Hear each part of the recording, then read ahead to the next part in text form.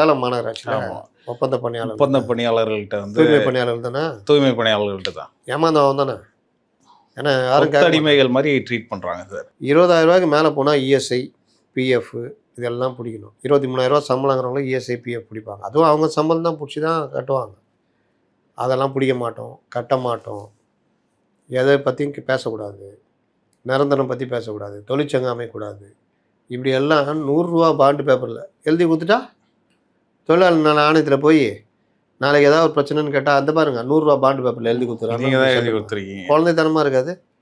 எழுதி கொடுத்தாலே செல்லாதுங்க. அது நம்ம ஊரில் பண்ணுவான்.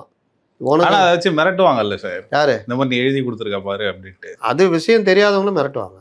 விஷயம் தெரிஞ்சவங்க ஒன்று அதுதான் சங்கம். விஷயம் தெரிஞ்சவங்க ஒன்றிணைஞ்சாங்கன்னா ஓடி போயிடுவாங்க. விஷயம் தெரியாத வரைக்கும் தானே இவங்க ஏமாத்துறதுலாம். ஆமா. அப்போ இந்த மாதிரி நிறுவனம் இருக்கலாமா? யோசியுங்கள் முதல்வரே. ஏன்னா அவர்கிட்ட தான் அது இருக்குது, நகராட்சி நிர்வாகம் அது.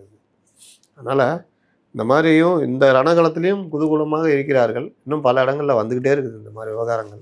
முன்னாள் அமைச்சர் கீதா ஜீவன் பேசுறாரு. என்ன பிரச்சனை? அவங்க வந்து முதல்வர் விஜய் வந்து கட்டக்கால் நடத்திட்டு இருக்காரு. விசிக கம்யூனிஸ்ட் கட்சிகளோட தான் ஆட்சி நடத்திட்டு இருக்காரு. ஸ்டாலின் அவர்களை பேசின பேச்சுக்கெல்லாம் வந்து நீங்கள் என்ன மறந்துடக்கூடாது, தொலைச்சி கட்டிடணும் அப்படின்னு சொல்லியிருக்காங்க. அதுன்னா தூத்துக்குடியில் மட்டும் தூத்துக்குடி அந்த ஏரியாவில் மட்டும் தொலைச்சி கட்டிடணும், சட்டையை கிழிச்சிடுவேன் வந்து பார்.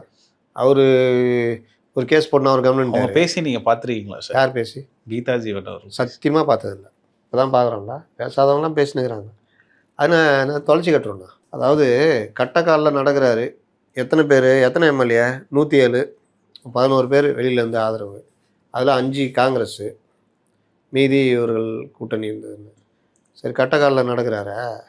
2006-11 என்ன காலில் நடந்தார் கலைஞர்? தங்க காலில் நடந்தாரா? சரி, அதை விட்டுருங்க. இனிமேல் தேர்தலெலாம் வரப்போகுதுல்ல, நீங்கள் எந்த காலில் நடக்கிறீங்கன்னு பார்ப்போம். சொன்ன மாதிரி தனித்து போட்டிக்கிட்டு என்ன சார் பண்ணுறது? கண்டங்காலில் நடப்பாங்க. அவங்களுக்கே கண்டோம்னா எல்லாருக்கும் தான். வேறு என்ன? கம்யூனிஸ்ட் அவங்க சும்மாங்க ஒட்டி பார்க்குறது. என்ன அப்படின்னு கூப்பிட்டு விட்டான்னா, அவன் டேடி என்ன மாதிரி பார்த்துக்கினாரு தெரியுமா? நீங்கள் பார்த்துக்கவே மாட்டேங்கிறீங்க அப்படின்றவாங்க. அதுதான் விஷயம்.